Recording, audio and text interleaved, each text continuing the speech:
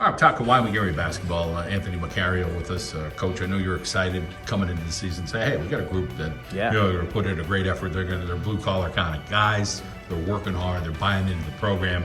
And here we are. We're in January, and you're coming off a big win against Holy River. That always feels good. Probably one of those staple wins for your program, for your coaching careers. Triple overtime, a lot of excitement in the way things went down. And let's first talk about the excitement that the guys have and that you have on the big win of the season. Yeah, without a doubt. I mean, that, like you nailed it, John. And that's something that as a team we've been talking about for quite a while now, is getting that statement win. Really going into a game. And last night we felt like we had a great opportunity to do it. And our guys were really hungry. They've been working their tails off. We're a senior-laden group with a lot of veteran, experienced guys. And I think last night in that game, it showed. And for sure, that was a great win for those guys on our team, for our program, for our coaching staff. It was a heck of a basketball game, and it was one that we were fortunate to come out on the winning end of. It's hard to get buy-in 100% right in the beginning. Hey, here's this coach, and all these. They're giving it.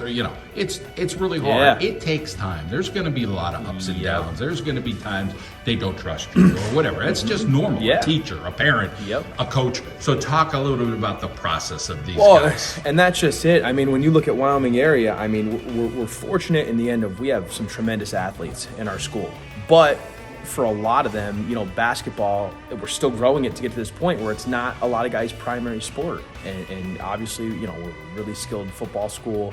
Our baseball program is awesome. We got a lot of teams in our school that are doing really, really well. So it's like, okay, you come into basketball, you want to try to match that. It's taken us 6 years with this thing now. And again, with our senior class in particular, like they're basketball guys.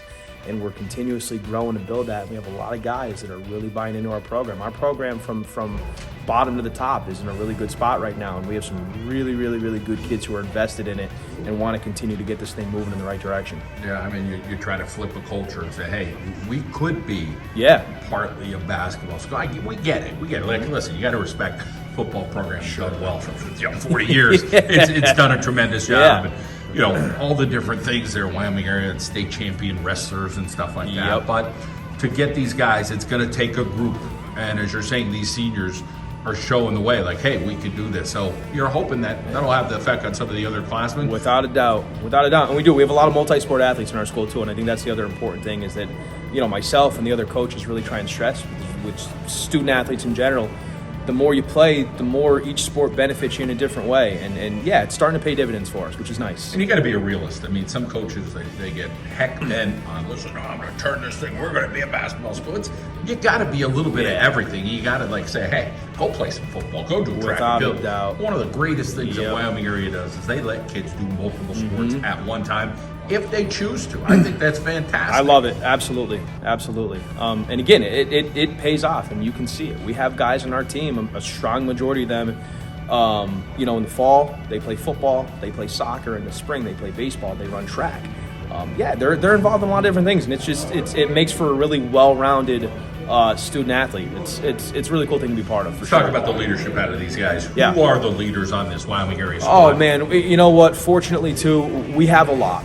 And it starts with our seniors. It starts with Dane Shutter. It starts with Tyler Chandra, two guys that have been 4-year players for us. Brady Noon, Daniel Feeney, those are two other seniors. Those are our 4 captains for this year. Honestly, though, all of our seniors, Trevor Krushka, Patrick Golden, guys that just they step up. And they're willing to take on Matt Rasinchak, another one defensively, who doesn't say a whole heck of a lot, but man, he shows it with the way that he plays. And even some of our underclassmen too, like you have Anthony DeLuca, who was quarterback of our football team this year. That helped him tremendously. We had one of our key players go down to an injury in the beginning of the season, and he stepped up as our full-time point guard, and he's a leader.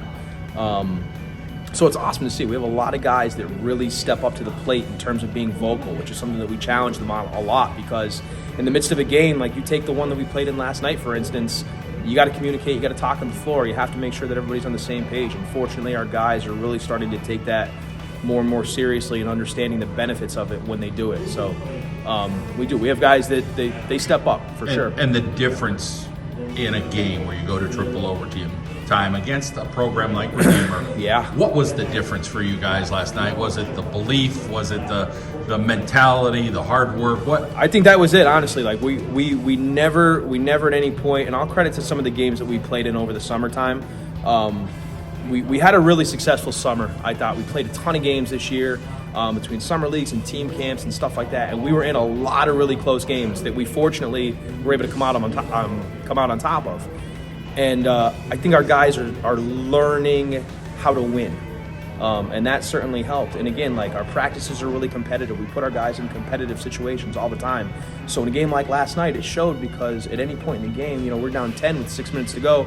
Our guys didn't get rattled. They stayed poised. They stayed calm. They stuck to what the game plan was, and it worked out. Sometimes handling the wins for a team could be very difficult, as well as handling the losses.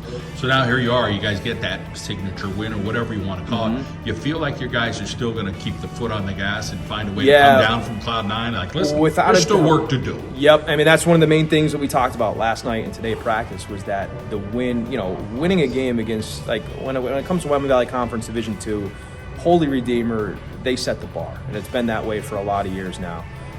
So when you come off a game like that, taking down a team like that, who I don't think had lost a league game in 2 years, it's a big deal, and I wanted our guys to be really excited about it. But at the same time, too, I told them I wanted to get into their heads, but I wanted to get into their heads the right way because we got a ton of basketball left to be played. So we got to make sure that it sinks in and they understand, hey, number one, we can play with anybody, but number two, we have to be ready to play versus anybody because anyone can knock somebody off in any given night. So, yeah, for sure. All right, continued hard work the rest of the way, Coach. Definitely. Thank you very much.